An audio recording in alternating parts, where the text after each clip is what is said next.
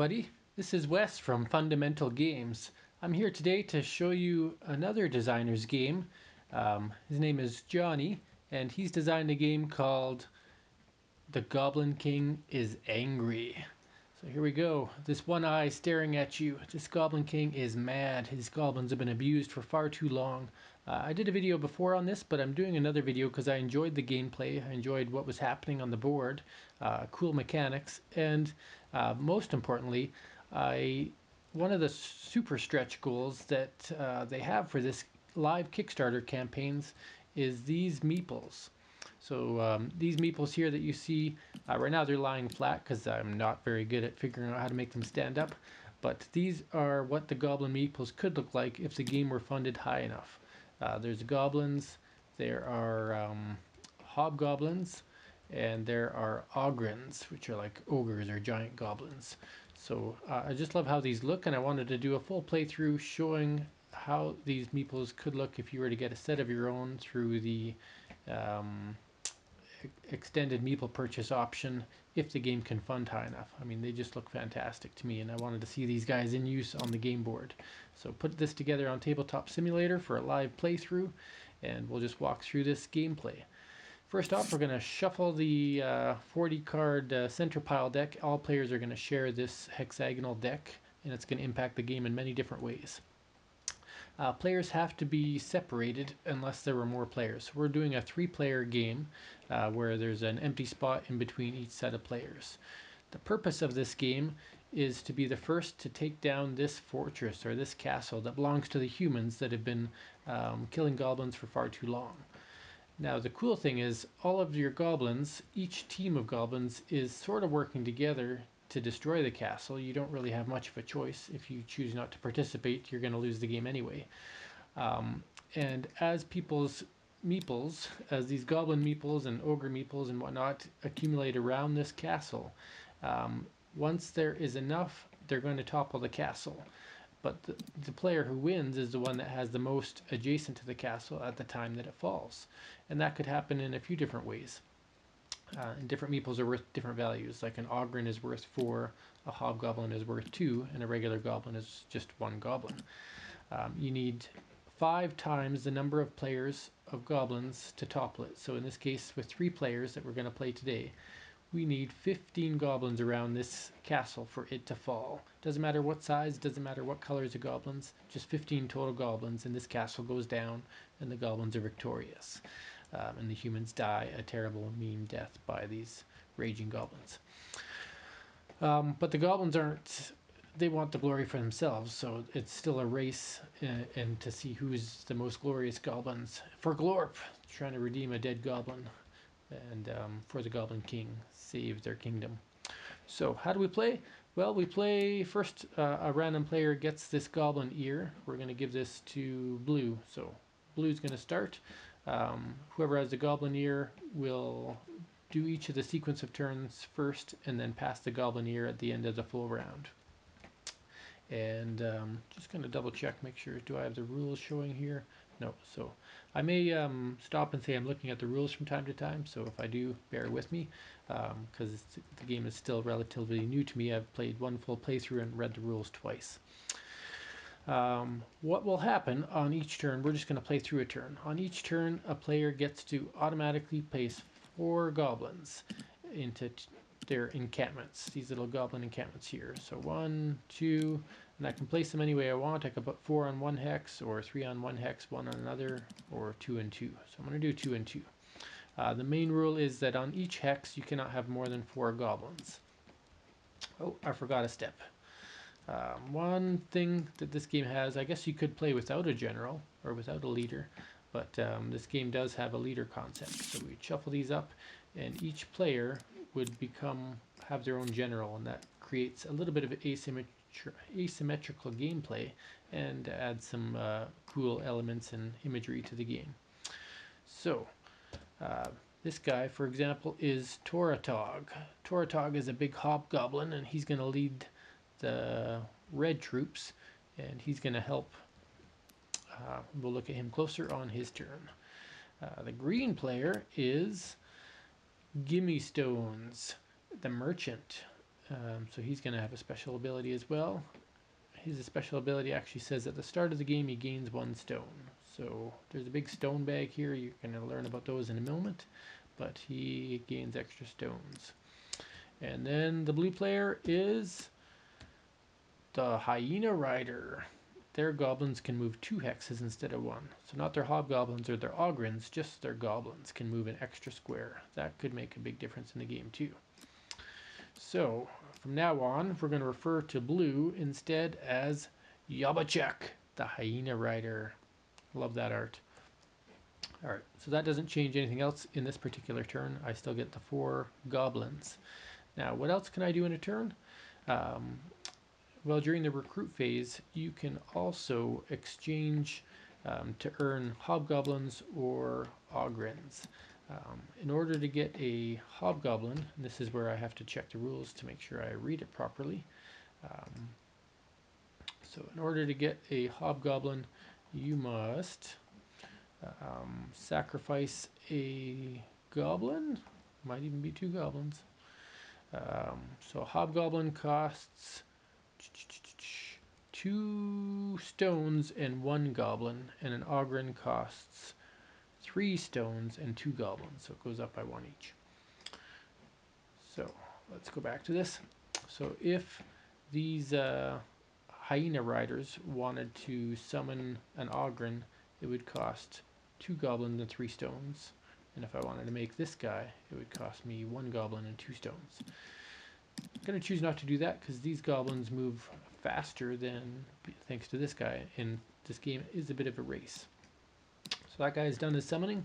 We move down to Gimme Stones, and Gimme Stones says the first castle card you buy costs 1 less stone. So we're not in the castle buying round right now, we're just in the goblin summoning round. So get our goblins here, get our goblins here, and this guy's going to play a bit differently. He's going to play with an ogrin right off the bat. So what does it cost for an ogrin? It costs him 3 stones. So I'm going to put those to the side, and 2 goblins have to die. And we get an ogrin. So what's so great about an ogrin? An ogrin is the equivalent of 4 goblins for kind of attack power and for sacrificial power. So he's really big, hard to stop. Alright, so that's all he's going to do on his recruitment phase.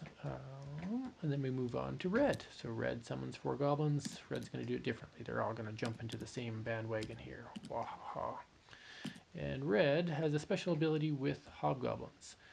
Goblins can count as 2 times their count value during your movement while in or adjacent to a hex with a hobgoblin at control. So in order to make a hobgoblin, I can get rid of 2 stones. 2 stones go to the wayside, and 1 goblin. Wait, let's make sure I'm reading that right. Hobgoblins cost me 2 stones and a goblin. Okay, I did that right.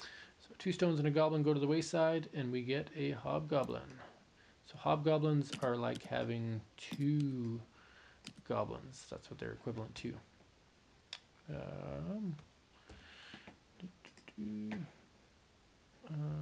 For hex space and being killed, yeah. So they're bigger, beefier creatures. Alright, so we've done all our recruiting we're going to do. Then we go on to the movement phase. The movement phase is very straightforward. Each individual character is allowed to move 1 hex. Now, with Yobachek, again, let's look at that artwork. These guys are riding hyenas. They get to move 2 hexes instead of 1. So instead of moving 1, they can move 2. And same with these 2. Instead of moving 1, they can move 2. So we put all 4 of these little goblins together on the same hex because you're allowed to fit 4 of them. Like Yabachev. Then we go over to Gimme Stones. So Gimme Stones can do their movement. Ogre can move 1. Ogre, I made him really big because nobody else can go in the same square as an Ogrin because he's the equivalent of 4 goblins. So these little guys have to go beside him. Rawr. Then we go over to Toratog the Hobgoblin. So goblins count as ×2 during your movement while in or adjacent to a hex with a hobgoblin. So how does that affect the game? It will later. It doesn't affect so much at this moment, but all these guys can move. They can't move together as a pack because I've exceeded the 4. The hobgoblin can only actually have 2 goblins with him. So this goblin could go here, and these 2 goblins can travel with their buddy, the hobgoblin. Alright. So we're done our movement phase. There was nothing to attack or anything like that. Then we go to our castle phase. So in the castle phase, and this is what makes the game different every game and adds a lot of decision making and strategy, is the center hexes. So you can see there, hovering above it, there are 40 hexes there. The first player marker, the person with the ear, gets to draw one of these tiles for free. When you flip that tile, you get to decide what you're going to do with it. And we're going to read verbatim out of the rules to make sure I'm doing this right, because I did make a misplay the first time I played this. So we scroll down to the castle phase. The player who has the king's ear draws the top card of the castle deck and reveals it, performing any actions listed on the card. If you take a look at this card, there are no actions listed, but there are action cards within this deck. So if it was an action, it's mandatory, but this is not an action. So we'll go back to the rules, and what else does that rulebook tell me? The rule says castle cards with castle units will show an icon which represents a hex token. So the one we have in front of us is a wizard token. You can grab the appropriate castle unit token and place it on any of the light green hexes on the map in any direction you choose. Make sure to flip the unit's hex so that the icon matching the card is now face down and the game mechanics is face up. So this continues. If a player would have more than 2 cards in their hand after buying a card, they must play a card to bring their hand back down to 2. After playing these cards, the player might buy additional cards. So essentially I have this card. So let's scroll back. We're going to put this next to we'll put his cards over here. So he has a wizard card. He's going to choose not to play it yet, but when he wants to play it, he would get to take he would take one of these wizard hexes. We're going to make it bigger to look at it. We could take one of these wizard hexes and place it anywhere on the board. And this is where you need to learn something else. What do these hexes do? Well, any side that is red will cause damage or death to goblins that are within that range. So the skull means it will kill up to 4 people in any direction, and the 3 means that it will have a range of 3. So this is a pretty devastating attack, this wizard token. Now the fallback is that it only takes 1 goblin right beside the wizard to kill it. So a little goblin just has to come up and stab him, and the wizard is dead because he doesn't have much physical strength. But his distance strength is really big, so when I plant this, it's going to decimate something. I don't have to place it yet though, so that's good to know. So that's the free one. He still has the ear, but what happens from there is now it's kind of like an upgrade. So if another person wants to buy a card, so we go to Gimme Stones. If Gimme Stones wants to buy a card, he has to pay a stone. If he chooses not to buy one, then it will go to Toratog's turn, and Toratog could buy one for 1 stone. If Gimme Stone bought one for a stone, that means that Toratog would have to pay 2 stones, so each time the card cost goes up in value. And that might not seem fair, but remember that each round the ear is going to go around, so everybody's going to get free and the cost is going to cycle around. So I like what Johnny did when he designed this game to build in that mechanic that rotates free cards and early buying power. Could give an advantage to first player maybe, but then as soon as the first player becomes the last player, they're at a disadvantage, so that kind of takes that advantage away. Alright, after all that talking, let's go back to playing. What is Gimme Stones going to do? Gimme Stone says the first castle card you buy each turn costs -1 stone. So he can say, I'm going to buy this, it'll cost me 1 stone, but it cost me less 1 stone, so I just got a free card. Congratulations. So he got a barricade card. Again, he doesn't have to play it right away, that's a mistake I had learned. So we're going to put this card over here. Get these stones away, they don't belong to anybody. So that's going to be his pile of cards. And so if he plays that barricade, he gets to make a line of a wall of wood or a wall of barricades that will make it hard for the opponent to pass. They'll have to get 10 goblins next to a piece of wall to destroy it. So Gimme Stones is going to choose to build that wall right now, because gimme.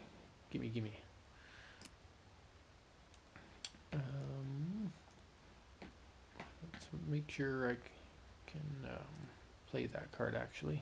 Just going to double check the rules one more time. If player would have... Okay. So he's not allowed to play it until everybody's made their decisions if they're buying cards or not. So we'll put this back.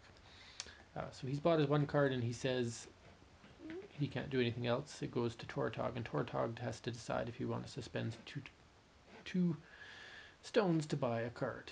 Tortog is not. We're going to play Tortog as a non-card buying player this game. So then the turn goes back to Jobacek. And Jobacek could buy a card for 2 stones. Because a card has been bought for 0, automatically got one free. Gimme Stones paid 1, even though he got a discount. And Tortog didn't buy one, so the cost of the card right now is 2. And so Tortog's going to stay in the game. He's going to play with the cards. So he buys a card. He knows he already has a wizard, and now he has found a knight. So a knight card, much like a wizard, will give him special perks later. I just grab a knight to remind ourselves that he's got that. If a knight card were played, it has no range, but it takes a lot more damage to be destroyed. And it can kill 2 goblins that it's adjacent to on those 3 sides. Okay, so we bought a card for 2. That means the cost of buying a card is now 3. So we go back to Gimme Stones. Gimme Stones could buy a card for 3, but he gets a discount, so he could buy a card for 2. He's got 1 stone. He chooses not to buy it because it's not really a choice. He's not allowed to buy it. Tortog can't buy one, and he can't buy one. So the buying up cards round is over, and then you go to the card playing round, going back to Jobacek. So Jobacek can choose to play his wizard or his knight, one or the other. He can't play both at the same time. So if Jobacek really wanted to, he could take this wizard and say, you know what, I'm really not in the mood to see an Ogren, so I'm going to place this wizard here. What is this wizard going to do? It's going to create some damage. Let's just check when. After playing these cards, the player may buy. Card actions are resolved in the order they're declared. Once all cards have been played, the castle and all castle units activate simultaneously. So this power doesn't affect right now. It's going to affect once all cards are played. So Jobacek has had his chance to play a card, bringing the chance to play a card to Gimme Stones. And Gimme Stones could play his barricades if he wanted to. He's like, oh, you planted a wizard in my zone? You're damn right, so I'm going to place that. So he's like, oh, we're going to get a wall built.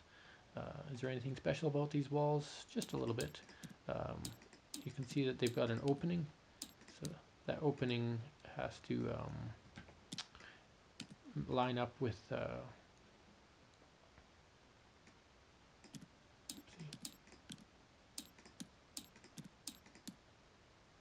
Oh, let's turn the rotation down a bit. That might help. There we go. So rotation. So you can see there's an opening in the barricade. That's intentional. We've got center cards and we've got end cards, or hexes. So what we're doing right now by building this barricade is we're making it harder for this player to get through to the castle.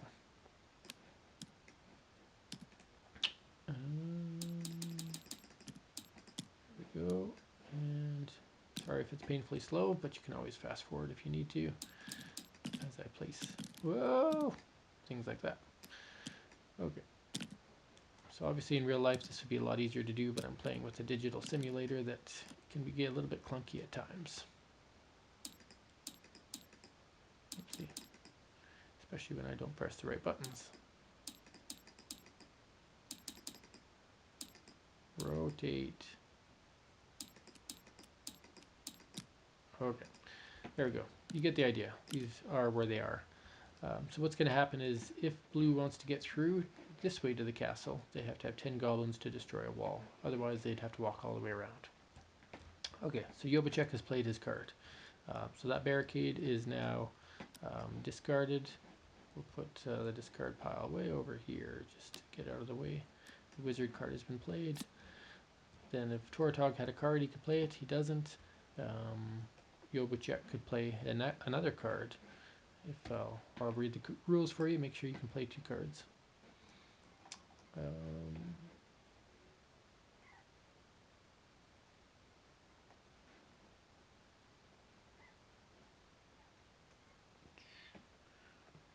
Players who have cards in their hands may play them. Card actions are resolved and the orders are declared by players. Okay. So the cards have been played. He's going to choose not to play the knight this turn. Save that for the future. He's allowed to have 2 cards in his hand throughout the game. So what happens next? The cards resolve. So nothing resolves with these barricades. The wizard fires. Fires 1, 2, 3 away. Deals 4 damage. The Ogren is dead.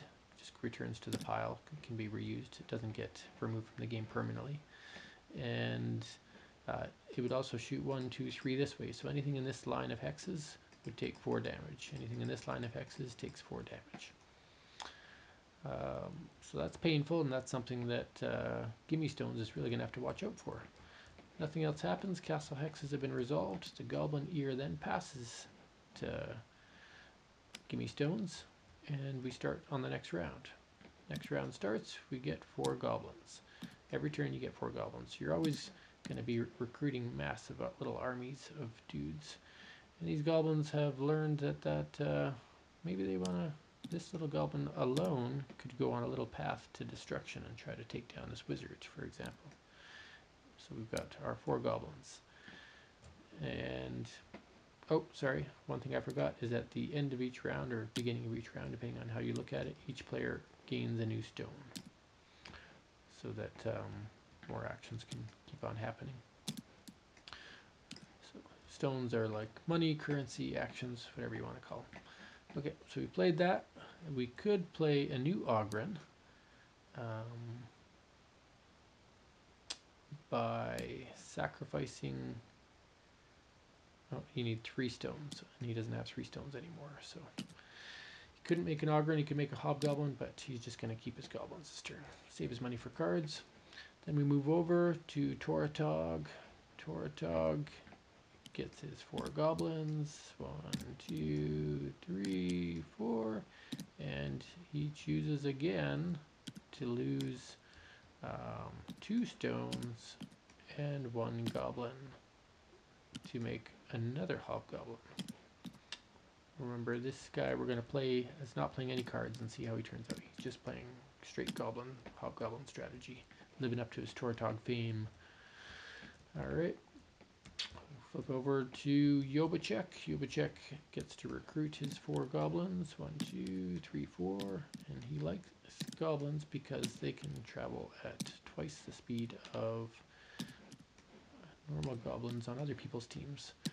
Now there is one other rule that I didn't mention. I'll mention it now. Is any player can also recruit additional goblins at the cost of how much? Up to 4 additional goblins by spending up to 4 stones. So you can buy goblins for stones. So this player could say, you know what, it's nice that you're going to play with cards. I already got some cards. I'm going to spend 2 stones to get 2 extra goblins this turn, to a max of 4 a turn. So there we go. He's got 6 goblins. We go into the movement phase. So the movement phase, this goblin can move 1 on his little mission to hunt down a wizard all by his lonesome, because that's all it's going to take. These 2 goblins are going to move 1. They're out of harm's way still. These 3 goblins are, if they went here, they would die at the castle turn, so they have, it'd be pretty dumb if they didn't go that way. So their movement is done. We go over to the Hobgoblins round. So this, again, this says they count as double during your movement while in or adjacent to a hex with a hobgoblin I control. So they don't take up any more space, but they're more powerful little goblins when they're with their little leader. So they're going to move one. Then these two are going to move one that way. This guy is going to move one this way. And then this little gang is going to move this way. So there we go. Split these guys up. So we're not breaking any rules. We've got 3 there, we've got 4 there, 1, or 2 there. Hobgoblin's still counting as 2. So done his movement phase. Then we go back. Yobachev.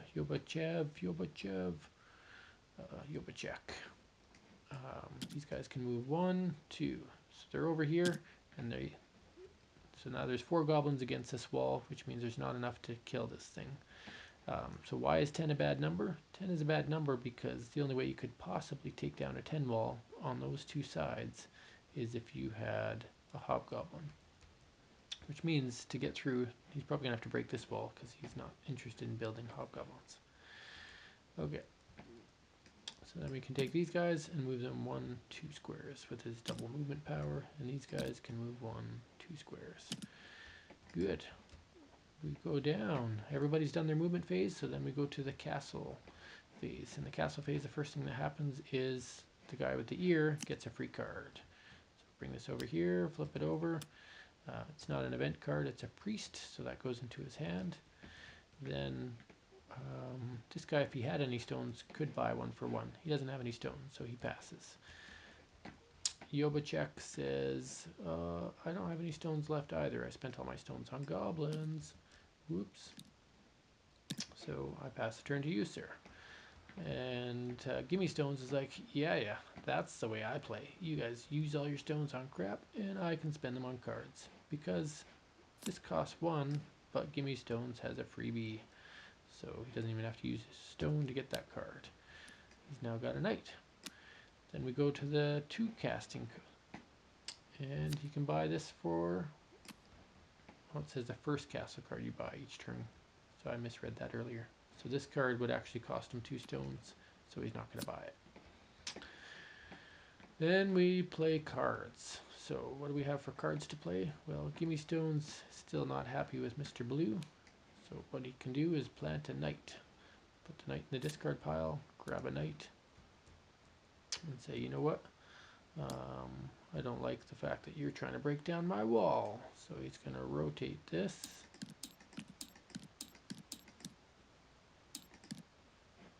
So can he position this so all 3 are affected? Let's take a look. That one would be, that one would be, that one wouldn't be. So he's going to try to position it to affect 2 armies. Like so. So what'll happen is this would go in here, and these 2 are going to be affected by this knight, even though knight's probably going to die next turn. Then we go back to Yobachek, or that was Yobachek. So he played a card. We can go over to, no, sorry, that was Gimme Stones. Love these names. Yobachek has a knight. So knights can't fight knights because these are actually representing the humans that are defending their castle. You're kind of just strategically placing them to represent the humans' attacks on your goblin armies. But Yobachek does have a strategy where he really doesn't want his knight to get wounded. So look at what he's doing. He has now positioned, rotate right.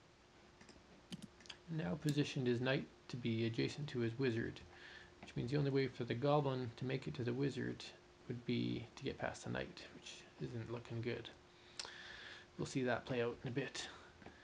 And then Gimme Stones could get mad and say, you know what, I need to find a way to stop this from happening. So he plays his priest card. He gets a priest. Priest is a bit different. So if you look at the priest card, they have hearts and only a little bit of death. Hearts means they make the adjacent card stronger. So instead of this needing 6 goblins to kill it, it would need 8 goblins to kill it. Then again, probably not a good move to play that right now.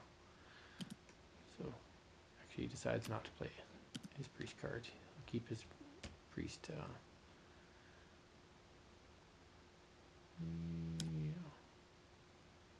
He'll keep his priest for now, because that's probably going to die anyway.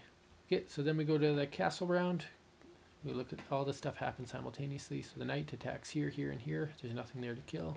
The wizard shoots 1, 2, 3, nothing to kill. 1, 2, 3, nothing to kill. Barricade just sits there. And then this knight actually is going to kill. Oh, yeah, it did make sense. Sorry, I'm going to go back, play this priest that we had. It's going to go there. And it's going to rotate left. Okay. Do my original action. Why am I doing that? You'll see in just a moment. So go back to the knight. So the knight does 2 damage here, which means 2 goblins die. You have no choice. 2 goblins are dead. And the knight attacks here, and 2 goblins die. So that leaves a pile of goblins, but not enough yet to kill it. And that will be the end of the round. So the goblins don't get a chance to actually attack until their move and attack phase, which is on their next turn. So end of round, what's going to happen? I'm going to take this goblin here and give it to Toratog. Let's rotate the board in Toratog's favor. Rawr. The goblin rider. So everybody gets a stone. 1 stone. 1 stone. 1 stone. And Toratog places his troops. What does he do? Grabs his 1, 2, 3, 4 goblins. And he's going to keep on summoning hobgoblins. Oh no, he can't. He needs another stone, so he's going to have to wait till next turn, because it takes 2 stones and a goblin. So that's all he can summon. He says go. Goes over to Yobachek. Yobachek summons goblins. 1, 2, 3, 4. Spends a stone. Does he want to spend a stone? No, he's going to save a stone to buy a card. Then we go to Gimme Stones. And Gimme Stones places 1, 2, 3, 4. He's got 3 stones, so he's going to go for another Ogren. Take those 1, 2, 3 stones, and 2 bad boys here, and he's buying. Rawr, he wants this guy. All out of stones. Then we go to Toratog. Toratog gets his free card. Flip that over. Toratog gotta kill them all. So this is an event card. Until the end of the conflict phase, the castle and all castle units have +1. Now, this is a part I got confused on, and maybe I misread these. Movement and attack phase.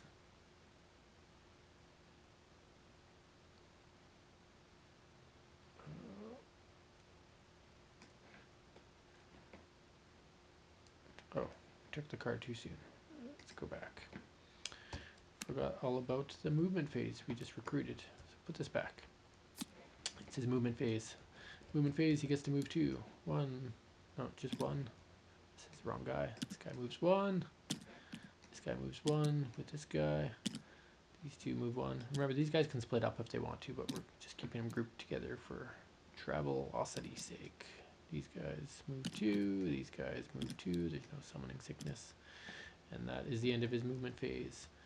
So you can see red is quickly making a beeline towards this castle. They're becoming a danger while these 2 fight amongst themselves. Then we go to blue. All these goblins can move 2 hexes, but we want to take down this knight before he does more damage. So this knight needs 6 plus 2. It's going to need 8 damage. Right now we have 1, 2, 3, 4, 5, 6. So we need to get a few more guys in line. And so 7, 8. So technically there's 8 here already. And if these guys move over here, they're not going to be able to attack the knight. So they're all kind of trapped where they are. Well, these 2 could move here and here. Oh, but if they do, one of them's going to die at the end of the round. So nope, that's not going to happen. So all these guys summon their energy together, and they do 8 damage to this knight, immediately killing the knight. And when the knight dies, they get a stone. That's one of the benefits of killing a card, is you get a free stone. Okay, so knight's dead, but the priest lives on. It needs 4 goblins that dedicate their attack to it to kill it, and their attack was focused on the knight. Then we go to green's movement turn. Oh, we've got 2 more goblins here we can move. So these guys can move 1, 2. Okay. Go to green. So now that the knight's there, green's a little mad. Get these Ogrins out of the way, those ones aren't in play. But we can take this Ogrin and can't move him yet. This goblin says, oh crap, I'm gonna have to take a real long way around. So he goes down here. These 2 goblins can go here. These 2 goblins, if they want to stay out of the wizard's range, 1, 2, 3, they're gonna have to go straight up. So these goblins follow suit. This Ogrin goes up. And we move over. Now we're on to the Goblineer turn. So we do this, we flip this. Tortog's got that card. I go back to my rulebook and double check something. Goblin phase. Movement and attack phase. So castle cards was castle. The player who has the King's Ear draws the top card of the deck and reveals it, performing any actions listed on the card. So I think that's the one penalty for getting the free one, is that if it's an action card, you have to play it. So kill them all activates. So until the end of the conflict phase, the castle and all castle units have +1 death. So anything they kill, they're going to kill 1 more of. That's actually not going to impact anything this round, because this guy doesn't reach that, this guy's not reaching. So that's just going to go in the discard pile. Johnny, forgive me if I'm misreading the rules, but that's what I interpret right now. Okay, so that was, he got his free card and had to play it right away. This player, Yovacek, may spend a stone to buy a card.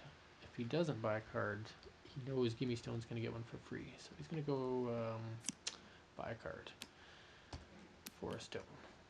Then at least it costs Yovacek, or the other guy, something to buy a stone. So now he's got another knight card. He's got 2 knights he can play with.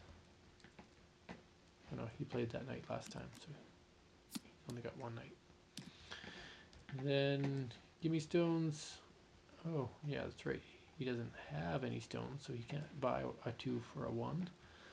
And then Tortog can't afford to buy 1, and Yovacek can't afford to buy 1. So all cards have been purchased that can be purchased, and then now cards can be played.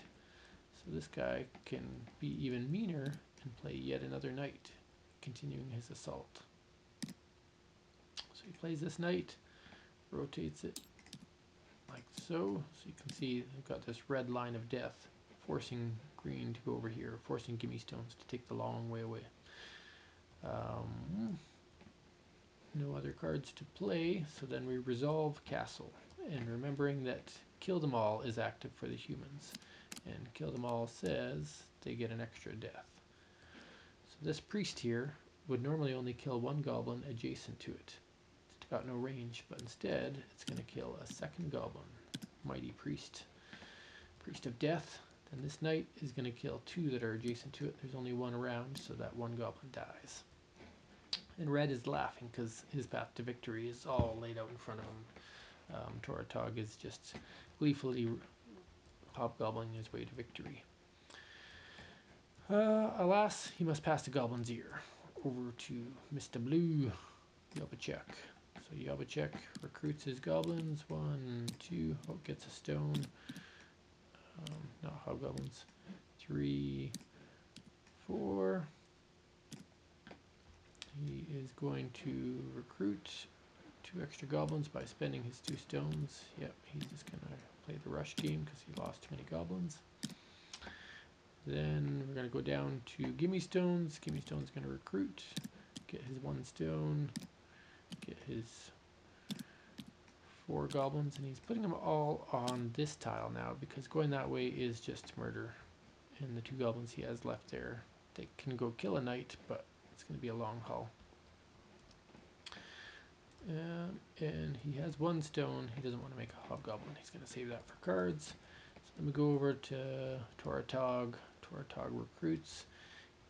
He's got one stone. He gets one more. So he's going to stick with his hobgoblin strategy. So normally he would get 1, 2, 3, 4 goblins. Instead he's going to sacrifice one of those goblins and 2 stones to get a hobgoblin. Then we move to the movement phase. Yobachek says, oh man, got an army to kill here. This guy has a 4 defense, so this guy can stay here. He can move up, so he can move up there for... Oh, I had a misplay last time. This guy only does damage on the red side, so he has 2 more goblins. Almost missed that one. Only the red side does damage, the rest is the healing side. So, 1, 2, these 3 goblins all move up here. These goblins go 1, 2 there. Actually, these ones can even move over here. They get 2 movements because they're goblins, and this is Yobachek. These goblins go 1, 2, and these goblins go 1, 2. Everybody's flowing around. We can blow up this one. We can't get enough guys around this to blow it up. So then these 3 and these 2 and these 3 all focus their attack on this guy. 4 damage is dealt, so the priest is killed. And Yobachek gets a free stone. Happy times. Gimme Stones does their movement. So they're going to take these 2 goblins and charge this knight, killing the knight. When they kill the knight, they get a stone. Yay for goblin power. These 2 goblins continue their path up, because if they go here, they're going to be in the wizard range. These 3 move up. Ogren moves up. These 4 move up. I'm just going to follow this path. These hobgoblins are over here in the recruit pile. And then these guys get to move all unimpeded. So these 1, 2, 3, 4. These guy goes here. These 2 move here. These 3 move here. These 2 move here. Quite the army Red is built up, eh? Toratog and his warg riders. Or sorry, his hobgoblin chiefs. Move 1. And move 1. Okay. And then we go, that's all it for the movement phase. We go to the attack phase. Or sorry, the card phase. So, free card here. He has a tower. So tower is not an action card, so he can hold on to that. Or he can build his tower during the tower phase. And he never placed his knight last turn, so he's got that too. Then we go to Gimme Stones. Gimme Stones can buy a card for free. His first card is free, so he's going to buy a card of his own. He got a free tower. And then Toratog has no stones, can't buy anything. These hexes cost 2 right now. Goes to Yobachek, doesn't have 2, so he has to pass. Goes to Gimme Stones. Gimme Stones could spend 2 stones to get a card. He chooses not to. Then we go to card playing. Toratog, as usual, has nothing. Yobachek is going to make a strike out with a tower. So this is a tower card, and he's going to be targeting these hobgoblins finally. So this has a 3 range, only kills 1 goblin at a time, but it shoots in all directions. So if he places it well enough, he's going to at least kill a few things. So for example, here has a range of 3, 1, 2, 3, nothing. But if he places it here, 1, 2, 3, 1, 2, 3, 1, 2, 3. So he's going to place it far enough away to just start picking away at dudes right there. So what that's going to do is it's going to shoot 3 this way and 3 that way. At least it's going to start picking away guys. Protective tower. Then this guy can do the same thing. Gimme Stone says, you're going to play tower, I'm going to play a tower. So where's he going to do? He's going to say, you know what, I agree with you. Yobo check. We need to stop. So suddenly, king making is coming into effect. He places his tower here. 1, 2, 3. Replace it on the other side.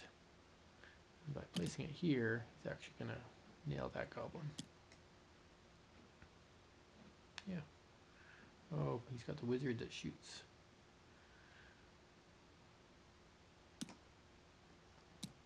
Go right there.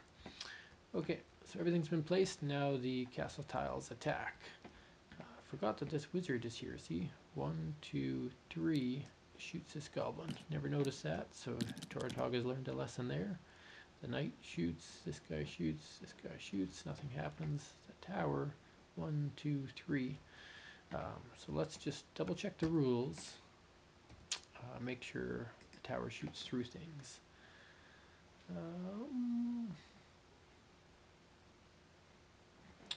So, kill any goblin cubes back. Castle units attack all hexes within their ranges, whether or not the goblins are in their line of sight. So what that means is this guy kills one goblin from here, but he also, because he has 3 range, kills one goblin there. Wahaha, towers are tough. And then this one, 1, 2, 3, will kill one goblin. Alright, so all the towers have shot, there's nothing up there. Then we pass the mighty ear, the king's ear, for Glorp, to Gimme Stones, and we start the next round. So, Gimme Stones recruits for goblins, all in the same hex again. Gets a free stone for the start of the turn, or end of the turn, however you want to look at it. So he's now got 3 stones. He doesn't want another Ogren right now. He wants to draw cards. Oh, he had a knight that he could have placed. I must have missed that.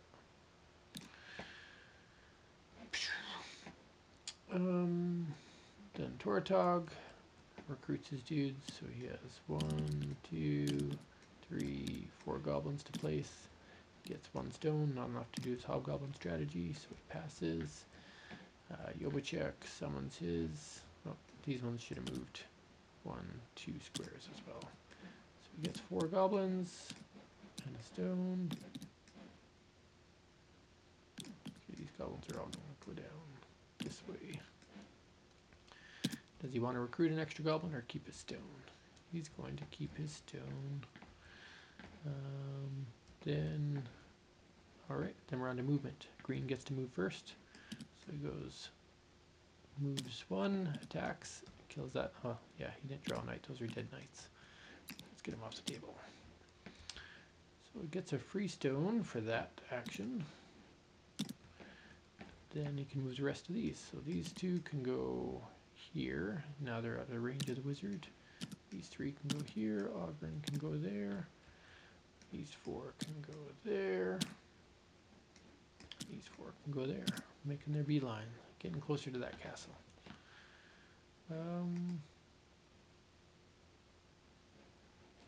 Okay.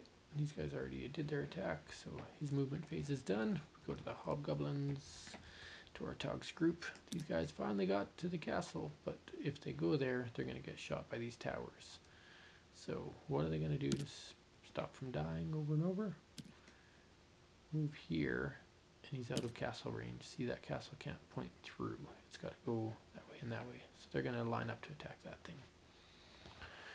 It's going to take 8 goblins to kill that thing, so his entire strategy has changed. This goblin goes here. This goblin goes here because we're allowed to have 4. These 2 goblins go E. These ones haven't moved yet. So they can go there. But then they're going to be in range of this wizard. So they don't want to go there. Eek. He's going to have to suffer. Lose a goblin to get close to the castle. These 2 also move forwards. These ones move up. These ones, 1 can go there, 1 can go there, there. Alright, their movement's done. Then we move on to blue. Blue wants to take this out so they can drill down. So we can move these guys 1, 2, knowing that they're going to lose a goblin, but being okay with it. I forgot the tower even hits the person who placed it. The tower is not biased towards any player. So I might have made an error on Jobicek's part putting that tower there. Whoops. 1, 2. 1, 2. These ones go. This guy goes here. These guys go 1, 2. They're lining up to attack this one. These guys go 1, 2. There we go. Alright, so do we have enough? 1, 2, 3, 4, 5, 6, 7, 8, 9, 10. This gets destroyed. You do not get a stone when you kill a barricade, I don't think. I'm just going to read that real quick. End phase, knight, archer, priest, wall barricade. 4 walls represent a single unit. Meaning the requirement to destroy the wall is 10 goblins per wall, not 10 goblins per hex. Oh, so the whole wall will break down if there's 10 goblins. I misread that, so we're destroying the entire wall right now. Nice. And it counts as a single hex, so you'll get 1 stone for destroying this wall. Otherwise that wall would actually be one of the most powerful aspects of the game. So we get 1 stone. Congratulations, Jobicek, you destroyed the wall. Might have placed your guys differently knowing that, but well, yeah, because we didn't want to destroy the tower. So Jobicek has taken their move and attack, so that is the end of the move and attack round. Then we go on to the tile round, flip that, kill them all, so that, as far as I know, activates automatically until the end of the conflict phase. Castle and all castle units have +1 death again. Then Toratog could buy a card for 1. He's in a no-buy strategy. Then Jobicek could buy 1. He's going to buy that card. He likes cards. He's got a tower. Put that into his hand. Then Gimme Stones can buy 1 for 2, but it's only going to cost him 1. So now the cost of a card goes up to 3 for the next player. And he has a card that he gets to put into his hand that is an event card. So when he chooses to, he's got Water Puddle. You may play this card at the start of the movement phase to trap troops in a single spot. Ooh, he likes that one. Okay, Toratog can't buy 1 because he's only got 1. He can't buy 1 because he's only got 1. Bringing it back to Gimme Stones, he would need to pay 3 to buy another card. He's not going to. Then we go into the card playing round. So Jobicek grabs a knight. And he's going to keep these hobgoblins on their toes. Rotate. Left. Like that. Alright. Why is he placing that there? Oh yeah. Is it going to be a beatdown? Then he can't place his water puddle because that has to be at the start of a movement phase, so he's got no cards to place. So then we go to tile resolution or castle phase. So this wizard shoots 1, 2, 3, nothing. 1, 2, 3, nothing. 1, 2, 3, nothing. 1, 2, 3, nothing. Just sitting there pretty. This one shoots this direction. He's going to kill 1, but it says here castle and all castle units, which is every one of these cards, gets +1 death. So this guy has to lose 2. Since he has a hobgoblin, he's going to have to lose that because it's worth 2. This guy is going to kill for 3. So he's got to lose his hobgoblin. Oh, wait, let's take this hobgoblin back. Think about it. Why did we pick Toratog's ability? Because his goblins count as 2. During your movement, while in or adjacent. So it's only during your movement. So they're only good at attacking. For defense, they're still little goblins. Okay, so hobgoblin takes 2. This knight was placed fast. They could have killed that guy, but now he's doing 3 damage. So, oh yeah, so this guy's dead too. He takes 3 damage. And this guy takes 3 damage, leaving a lone goblin here. And that's it for the knight. Then the tower fires 1, 2, 3, 1, 2, 3, 1, 2. So the tower doesn't hit anything. Oy. Poor hobgoblin. Toratog has taken a beating between these two guys, laying it out for him. All right, so what's going to happen now? We're going to pass the ear. Where are you, King's Ear? King's Ear. There we go. Pass King's Ear over to Toratog. Troop placement. So even though armies are getting slaughtered, the armies are still growing at an exponential rate. So don't worry, this game doesn't last forever and plays a lot more when somebody's not explaining every single move. So Toratog gets his 4, gets his stone, uses his stone and another stone, and sacks a goblin to keep recruiting his hobgoblin strategy. Yobachek gets his 1. Oh, these 4 goblins should be moving 2 squares. 1, 2. From last turn. So 1, 2, 3, 4. Yep, they're there. And he gets a stone.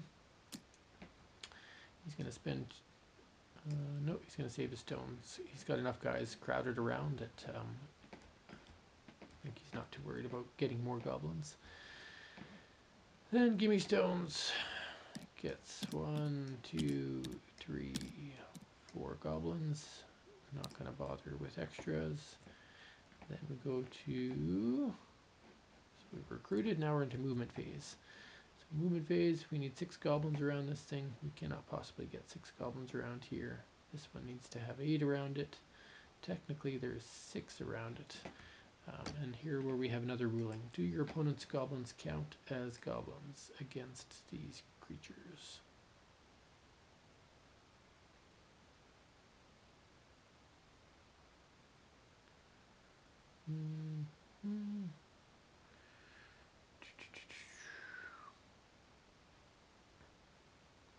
Card actions. King's Ear. If the number of goblins around a castle unit meets or exceeds the unit's goblin icon number, remove it from the board. And it doesn't matter what kind of goblins, it's any goblins, because technically all the goblins are on the same team. So he can use these goblins to his advantage to kill this tower. So this tower has 1, 2, 3, 4, 5, 6. So he really only needs to get 2 more guys next to it, but still can't do it. So how is he going to stop it? And this one needs 6. Oh, just can't get his hobgoblins there fast enough. So this one moves up here. This one moves up here. This one moves up here. This one moves over here. So they're banding together to try to take down the tower. These guys are still safe to go here. This guy's safe to go here. These guys are safe to go here. Having some trouble in Tiny Town, folks. These guys have to split up, so we do a hobgoblin and 2, and this guy goes on his own here. And we go up to blue. Blue's laughing now, because what do we need? 15 goblins, 1, 2, 3, 4, 5, 6, 7, 8, 9, 10, 11, 12, 13, 14, 15, 16. You might be able to finish the game right here. 1, 2. All these goblins get an extra movement. 1, 2. 1, 2. 1. So what do we have? 1, 2, 3, 4, 5, 6, 7, 8, 9, 10, 11, 12, 13, 14, 15, 16. The tower has fallen without any other goblins making it there. So their strategy to ignore Toratog kind of worked in their favor, because then they just kind of tag teamed and destroyed Toratog. Gimme Stones might have had a chance if he would have been a bit more generous with his card buying. So in the end, Speed Demon Yobachek won the way, and who knows how that would play out multiple games from now, or different strategies. You might be more offensive against the guy who has extra speed. All depends on player styles. I really love these meeples. That's why I put them into this game. They're designed by the game's creator, but they're really expensive to make this many meeples, because this game requires a lot of cubes. So when you saw the original game, you would have seen that everything was in small, medium, and large cubes to represent goblins, hobgoblins, and ogrin. But I think if he can get to his expected funded goal to be able to afford to offer minis, Just look at these guys, they're so cute. And made out of wood, carved like that, that would be awesome. Or there's a chance that he might turn that into a second Kickstarter later on, if his Goblin game is successful. So check it out. This is called The Goblin King is Angry. It's got some amazing art on the hexes. I like his choice to go with hexes instead of cards. And the landscape is beautiful. The cards are pretty cool. I love this one, chopping off a goblin's head. There's 3 other playable goblin cards, remember? So I'll show you those. There's Uggy Juge, the Necromancer. He can play a goblin in the hex of a defeated goblin, like he's rising dead goblins. My favorite piece of art in the entire game is Mincemeat, the pit boss. And it represents that they actually grow and hatch goblins. They're not born in traditional humanoid means, which I thought was cool. And the art, at first I thought he was melting goblins, but no, he's the pit boss. He's the one that breeds extra goblins. So he breeds 2 extra goblins a turn. And then the last one is Jogadoom, and I played with him on my first playthrough, the Alchemist. So he has a protective little icon here, and it makes his units worth more on those particular hexes, because it's like they're powered up on Juggy Juice. Reminds me of Gummy Bear Juice, but for goblins. And then within here, again, there's archers, which we didn't have this game. Towers you saw. There's special statue here that has an effect. There's all kinds of different hexes. Over here you can move a unit. That would have been really helpful for the Hobgoblin team to be able to move a tower. So you can see that the game style will change up. Yeah, so lots of fun. Forgot about this puddle. You may play this card at the start of the movement phase. So it doesn't say his movement phase. He might have been able to drop that and stop him, but poor Gimme Stone didn't think of that. Alright, thanks for watching. This has been another playthrough and kind of semi-in-progress review by Fundamental Games. Designing a game of my own right now, and that'll be coming to Kickstarter on June 25th, but I'm here to support other designers and love fantasy games. That's why I've been focused on helping anybody that's designing their own fantasy games. You may have seen my other video about Untamed, and that's a neat little card game that reminds me a lot of Keyforge, but has its own special mechanics that keep it different from it at the same time. Have a wonderful day. Thanks for watching. Gotta turn everything off now.